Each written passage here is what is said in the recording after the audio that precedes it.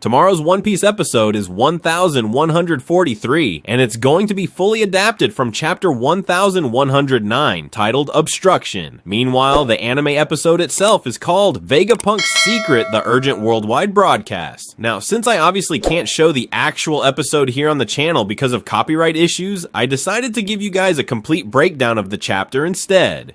Think of this as a detailed preview that'll set the stage for tomorrow's episode and give you deeper context into what's really going on. So chapter 1109 kicks off with Vegapunk appearing on screen through a pre-recorded message meant to be broadcast across the entire world. Shaka questions him about whether it's truly a good idea to send this kind of message out, worrying that people might not be ready to hear it, or that someone might try to censor it. Vegapunk admits he hadn't really thought about that possibility, and he asks Shaka for a suggestion. Shaka's solution: use the Marine's own communication network to hijack the signal and ensure the broadcast can't be stopped. And that's exactly what happens. The Marines scramble to cut off the feed, but they fail. Vegapunk explains that anyone with a Denden Mushi will eventually be able to hear the message, but it'll take time for the signal to reach everywhere. Initially, he thinks of giving a whole hour for everyone to tune in, but Shaka warns that would give their enemies too much time to shut the broadcast down, so Vegapunk adjusts it, 10 minutes only. Meanwhile, up in Mary Joa's, the other Gorosei are telepathically communicating with Saturn. They ask if Vegapunk has been taken care of, and Saturn responds that he saw Kizaru land a fatal blow. He's convinced Vegapunk is dead. Workery speculates that what's airing right now must be some kind of dead man switch message that triggers if the original body dies. But